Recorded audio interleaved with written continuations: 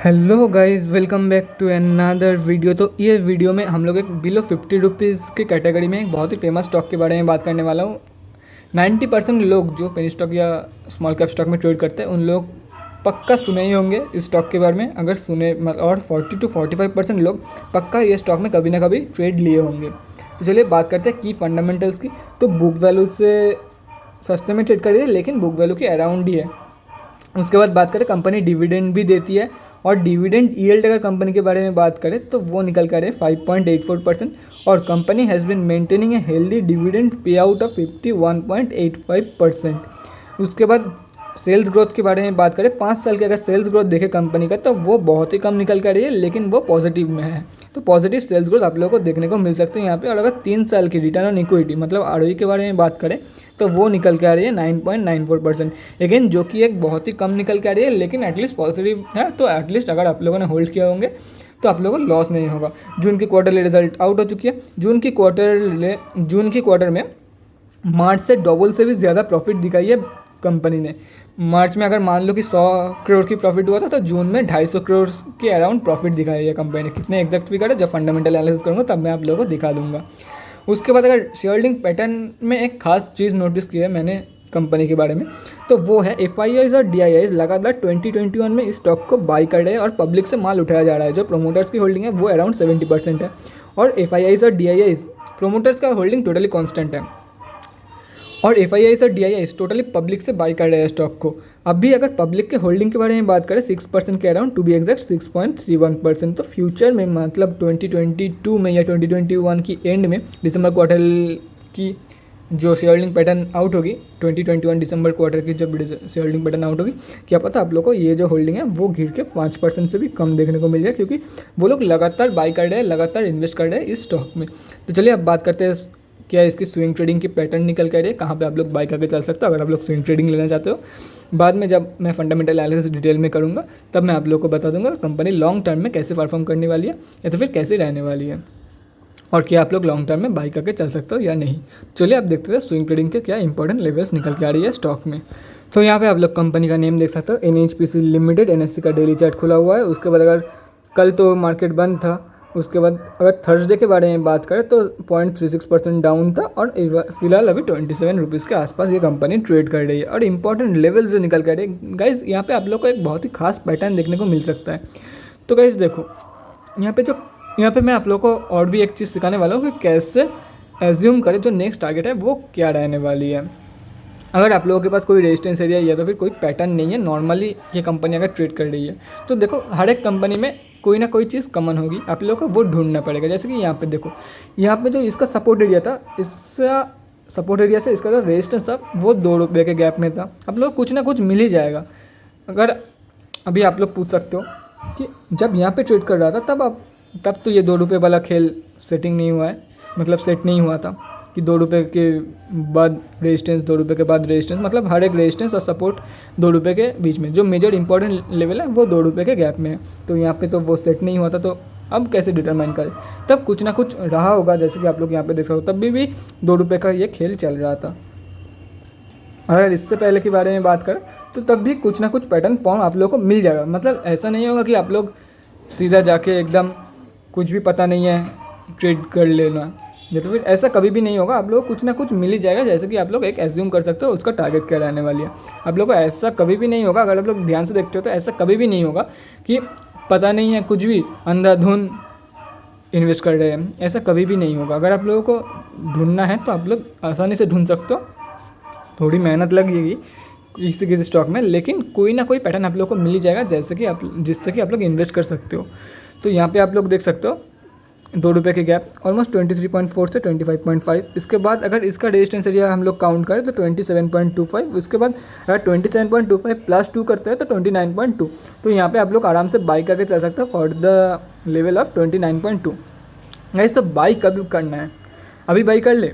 नहीं गाइस, बिल्कुल भी नहीं। मैं हमेशा बोलता हूँ कन्फर्मेशन के बाद, क्योंकि आप लोग स्विंग ट्रेडर हो, आप लोग कोई इन्वेस्टर नहीं हो या तो फिर शॉर्ट टर्म ट्रेडर भी नहीं हो कि 1-2 महीने के लिए पैसा रख दे स्टॉक में।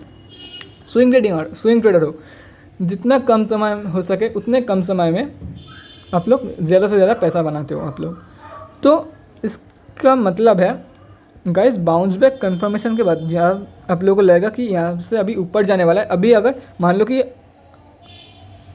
यहाँ पे आप लोग आज बाई कर लिए, क्या पता 2-3 दिन तक या तो फिर एक हफ्ते तक यहाँ पे कंसोलिडेट करती रही स्टॉक, उसके बाद ये ऊपर गया। तो गाइस ये जो टाइम है, ये टाइम आप लोग किसी और स्टॉक में इन्वेस्ट कर सकते हैं उसी पैसे को, और फिर से वहाँ से अगर प्रॉफिट, मैं मान लेता हूँ प्रॉफिट ही हुआ होगा, अगर लॉस भी होता है तो एटलीस्ट आप लोग कुछ सीखोगे, और अगर मान लेते हैं प्रॉफिट ही हुआ होगा तो ज़्यादा से ज़्यादा पैसा यहाँ पे आप लोग इन्वेस्ट कर सकते थे।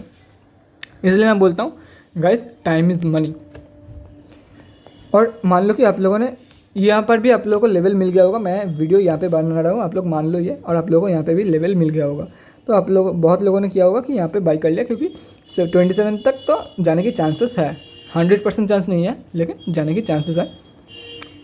तो और जिन्होंने यहाँ पे बाई किया है उन लोगों का टाइम ज़्यादा कम इन्वेस्ट हुआ है, और प्रॉफिट, हाँ हो सकता है कि प्रॉफिट थोड़ी कम हुई है लेकिन टाइम भी कम इन्वेस्ट हुआ है, और क्या पता दूसरे स्टॉक में पैसा बना ले वो। इसलिए टाइम इज़ मनी गाइस, फालतू में टाइम इन्वेस्ट मत करो। और हाँ, ये भी हो सकता था कि यहाँ से नीचे गिर जाता। यहाँ पर भी आप लोग देख सकते हो, ये जो 25 का लेवल है ना, ये इसके भी ऊपर बहुत बार क्लोजिंग किया था इसने, ये स्टॉक ने 1 बार 2 बार। तो गाइस ऐसे बाई मत करो कंफर्मेशन के बाद। कंफर्मेशन देखो, स्विंग ट्रेडर हो या शॉर्ट टर्म ट्रेडर हो, उससे कोई फ़र्क नहीं पड़ता, लेकिन अपने साइड से जितना आप लोग सेफ खेलोगे उतने आप लोग प्रॉफिट में चलोगे, क्योंकि अपने साइड से सेफ खेलने सबसे बड़ी बात है। स्टॉक मार्केट का कोई भरोसा नहीं है, अगर आप लोग 100% सेफ भी खेलते हो ना तो भी पैसा डूब जाने के चांसेस है। ऐसा कोई ट्रेडर नहीं है कि लाइफ टाइम में 100% टाइम्स वो प्रॉफिट किए होंगे। मैं भी नहीं हूँ, कोई भी नहीं हो सकता, मतलब हो ही नहीं सकता ये कि लाइफ टाइम में 100% वो प्रॉफिट ही किए होंगे। तो अभी इंपॉर्टेंट लेवल्स के बारे में देखो गाइस, यहाँ पर भी 2 रुपये का गैप था, तो मैंने एक अनुमानिक 29.2 का लेवल यहाँ पे सेट कर दिया है। 90% चांस है कि 29 की लेवल ये कंपनी टच करेगी, अगर ये बाउंस बैक दिखा देती है यहाँ से, जैसे कि यहाँ पे दिखा था, तो 29 के लेवल, क्या पता 30 के लेवल भी दिखा दे, लेकिन 29 की ज़रूर दिखाएगी। अगर आप लोगों को रिस्क लेना बनता है तो आप लोग 30 के लेवल के लिए भी वेट कर सकते हो, लेकिन अगर आप लोग टोटली रिस्क फ्री खेलना चाहते हो, क्योंकि देखो अगर यहाँ पे स्टॉक हिट कर गया, मान लो कि यहाँ पे 28 के मैं वीडियो यहाँ पे बना रहा हूँ, और मैंने आप लोगों को बोला कि आप लोग 28 के लेवल के लिए वेट करके चल सकते हो।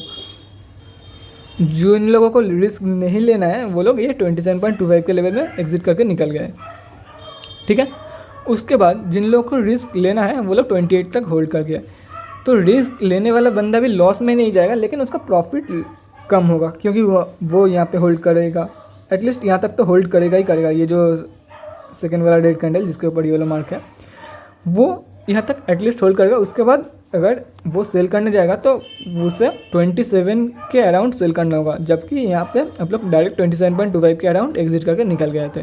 तो अगर आप लोग रिस्क लेते हो तो प्रॉफिट कम हो सकती है या तो फिर ज़्यादा भी हो सकती है, लेकिन अगर आप लोग टोटली सेफ खेलना चाहते हो एक फिक्स्ड माइंडसेट से, तो 29.2 में आप लोग निकल सकते हो। क्योंकि देखो 30 के लेवल आराम से टच कर सकते हैं, क्योंकि जैसे कि इस बार हुआ था, बहुत ही जो इसका रेजिस्टेंस एरिया था उसके बहुत ही ऊपर इसने क्लोजिंग कर दिया था, और डायरेक्ट ऑलमोस्ट उसका सेकेंड टारगेट भी अचीव करा दिया था इसने, जो कि यहाँ पे आप लोग देख सकते हो 26.55 की लेवल इसने ऑलमोस्ट अचीव करा दिया था, और इसका जो सेकेंड टारगेट था 27.25 था। तो ऐसे भी हो सकता है कि 31 तक की लेवल दिखा दे, तो आप लोग रिस्क ले सकते हो।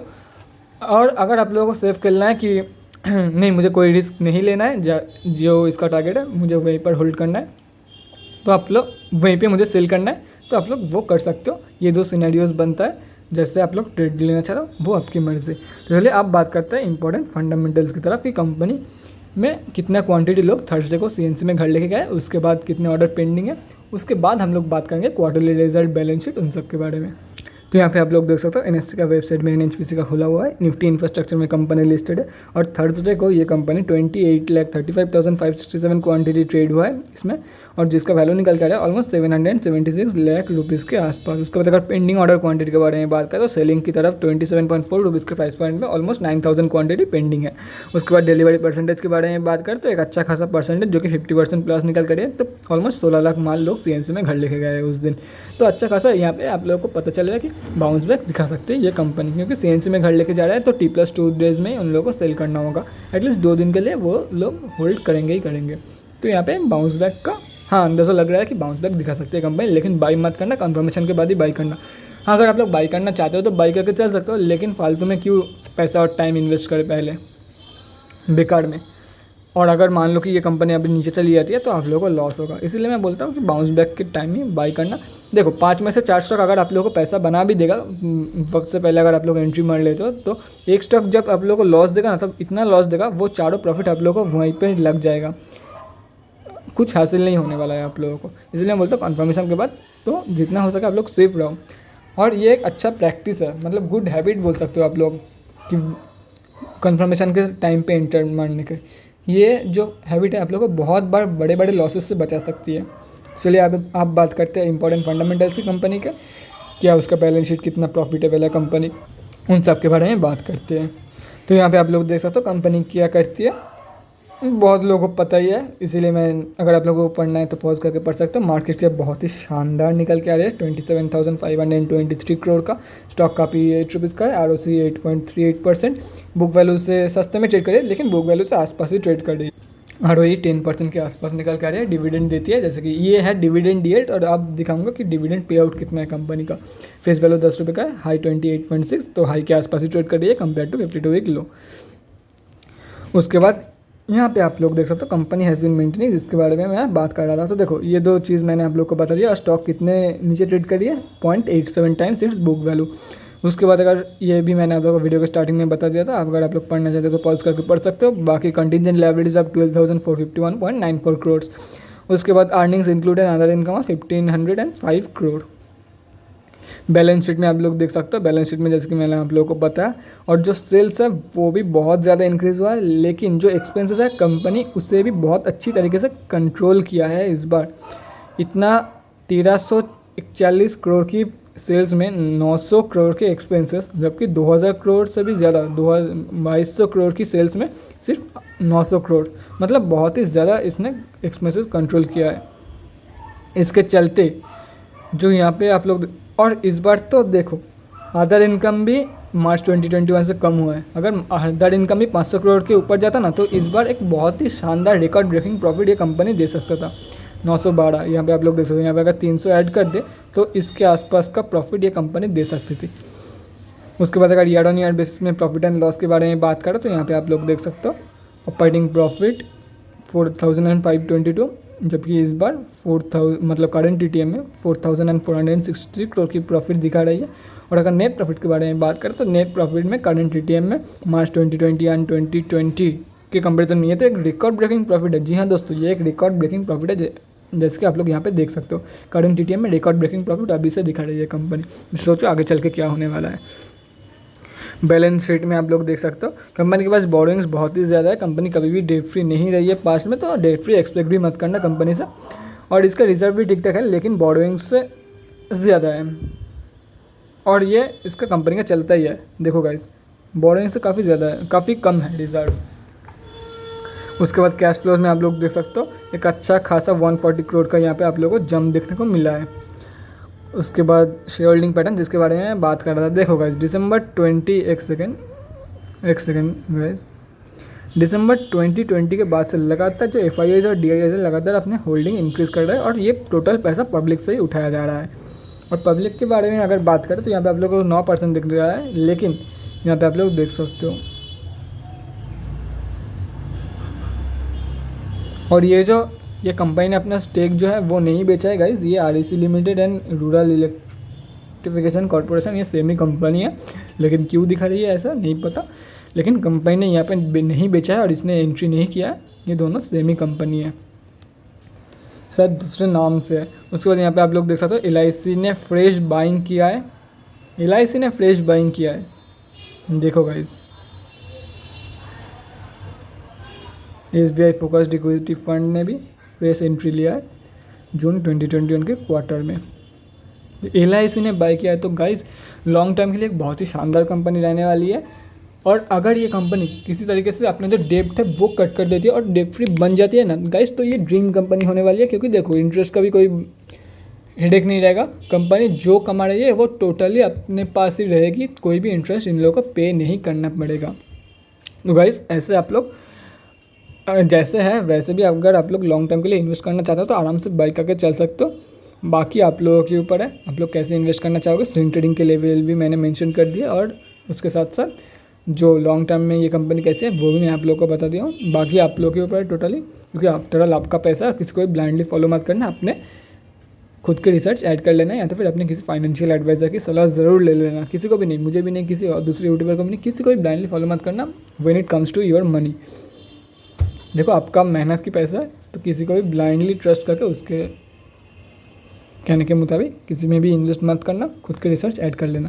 तो guys that's it for this video. अगले वीडियो में मिलते हैं guys. Thanks for watching and keep supporting. Bye guys. और अगर आप लोगों के मन में कोई भी क्वेरी है तो कमेंट सेक्शन में कमेंट करके मुझसे पूछ सकते हो, मैं वो सॉल्व कर दूंगा। या तो फिर अगर कोई बड़ा क्वेरी है तो मैं इसके ऊपर एक डिटेल वीडियो बना दूंगा।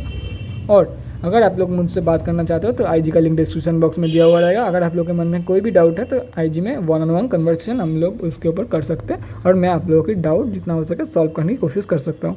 Bye guys, stay safe and thanks for watching again. Bye.